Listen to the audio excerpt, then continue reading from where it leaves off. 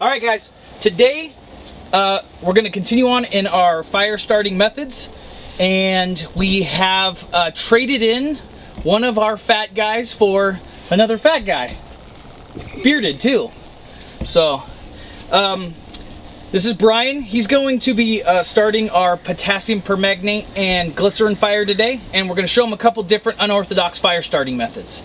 Up until this point, we've used fairly common fire starting methods, or a little bit more well known in the bushcraft community. We're going to kind of switch gears a little bit and show you guys a little bit about maybe the prepping community or the overall survival community. So this isn't necessarily a video based on or geared towards bushcraft fire starting, just more unorthodox fire starting.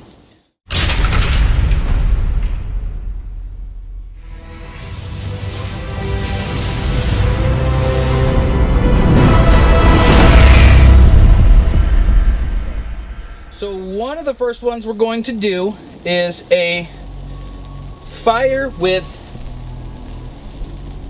steel wool and a battery. Now you were asking, what can you do with steel wool and a battery, right? Yeah. All right, so we've already prepped our jute twine. I'm going to use that jute twine a little bit later. I'll use this one for now. And all we're going to do is fluff this out like we did before. If you guys want to follow me down here, I'm going to move this out of the way. Down here. So if you guys find yourself needing to start fire and you don't happen to have a lighter or a match or something a little bit more reliable, but you can come across some of these everyday household items, they're pretty cool ways to be able to start fire here. So I'm going to actually fluff this up a little bit better. I'm going to throw this right inside my jute twine. Now today, guys, we're not starting a fire. It is rainy out here, so this is another thing I wanted to bring up to you. Trying to start a friction fire, flint and steel fire, something like that, when it's rainy and it's got a lot of damp conditions, can be difficult to do. So one of the reasons why we wanted to come out here today is because it is raining, it is wet, it is humid.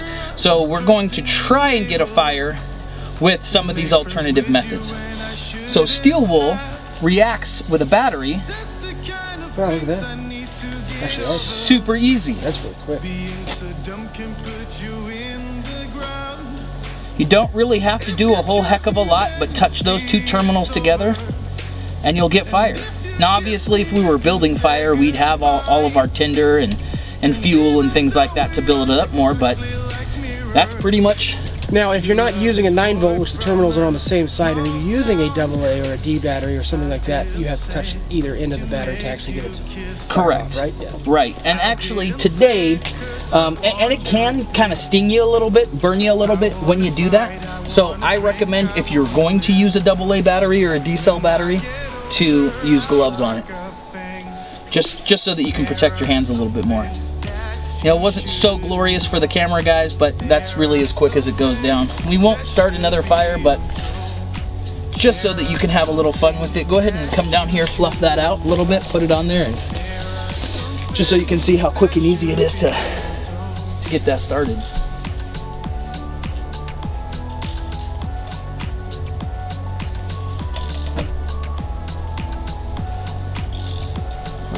That's pretty shocking.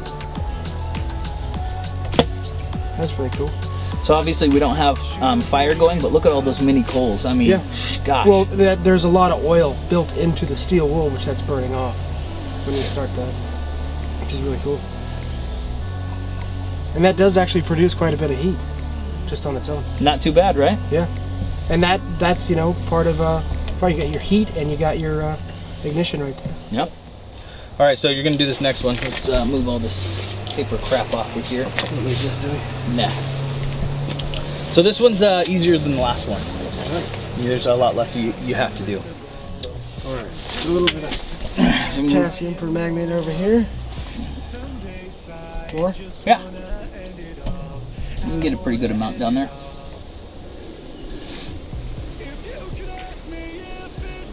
All right. Yeah, that should be good. How much of that bottle we use? Let's say probably an 8. All right, let's put a little bit more down there. Makes it more impressive. All right. right, go ahead and put that back on there. So potassium permanganate's used for a lot of things. You can pick this stuff up pretty much at Home Depot and Lowe's in the like filtration section. You can usually get it at like fish stores and stuff for the same reason. And you can use it to purify water. Very, very, very small amounts. Like you see how much we put on there? Mm-hmm. We're talking like maybe 2 or 3 of those grains to purify like a 12-ounce glass of water. For water pH balance, that kind of stuff? Yeah, like if you had like protozoa, bacteria, stuff like that in the water. Kills it. It kills it. You use too much of it, it'll kill you. Yeah. You can use it for wound dressing, treats athlete's foot. You know, so there's a lot of different uses for it. But today we're going to show fire starting method of it. This is glycerin. Glycerin's used as sweeteners in food. You can pick up glycerin at like Walgreens and Walmart, things of that nature. It's really super common, and it can also use to preserve some of your food. So what we're going to do is we're just going to put a little bit of that right there. Yeah, you want to drop it right on top of the... Yep, just drop it right on top. And try to use a very kind of sparingly amount.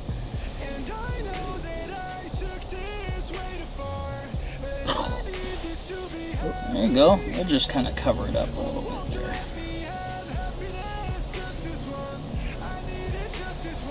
there.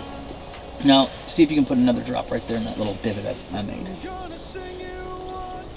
So, one of the only things about this fire starting method is it can take some time, 30 seconds, a minute, something like that. These two things have to react together and create heat. There it goes. There you go, here you go. Once that thing starts going, you start to see fire, and go ahead and toss that right on top.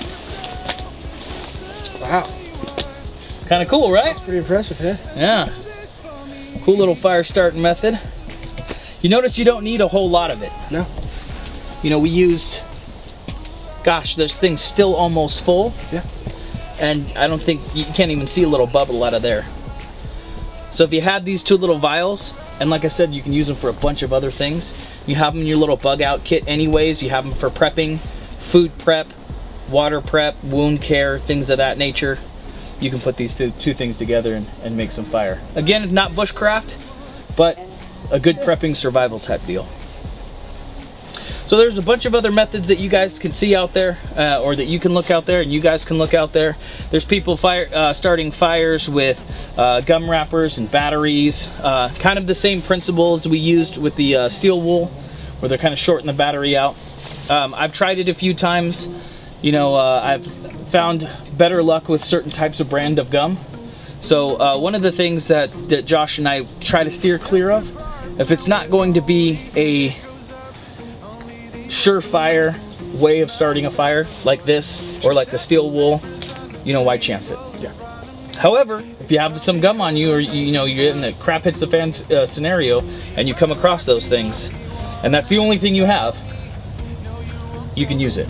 Yeah. Now, along the same lines of, and we were talking about the battery and the gum wrapper earlier, along those same lines, you brought up a really good point. So why don't you share that? Good point on battery and gum wrappers? Yeah, if you didn't have like that particular type of battery, what other batteries do you say? Or you can also use your car battery. You got a car battery and a set of jumper cables. You can do that the same thing with the steel wool and stuff like that. Now, take into consideration that is a lot more voltage coming out, so be careful if you're going to go down that route. Sure, absolutely, yeah.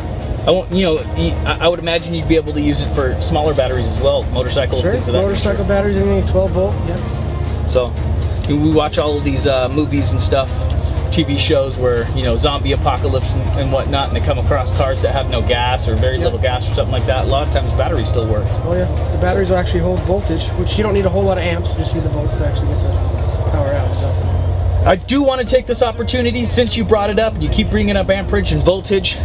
We're not necessarily advocating you guys go home and hook up jumper cables to your car battery and try to start a fire that way. We're not going to be held responsible or liable if that's something that you want to do. But always be safe, guys, especially when you're going out and you're prepping for survival or prepping for something to happen in the future. You're trying to practice your survival methods. Be safe, be careful, and you got anything for the group? Did we introduce you? Yeah, I'm Brian. This is Brian. I'm glad to be on board here with Savage Combatives. It's really cool, knowledgeable, so I'm happy to be here, and thanks for having me out. Brian Redbeard. Redbeard. Guys, thanks for joining us today, and as always, Stay savage. stay savage.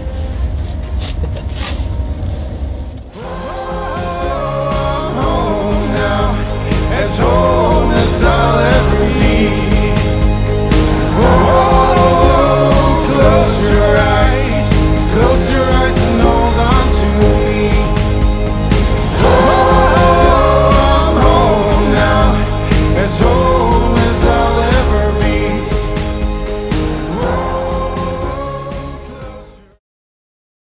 Do that one more time.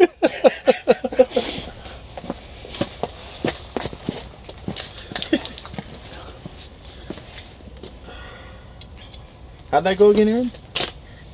That's not the first time you've had your wood in my face. Probably won't be the last. Hey, am I sawing or are you sawing? That was something. Am I supposed to do this for sawing? Or are you sawing with your This is why we never get anything done.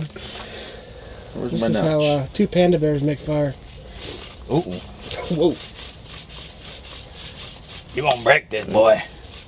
Start this off like every other outdoors channel, just so that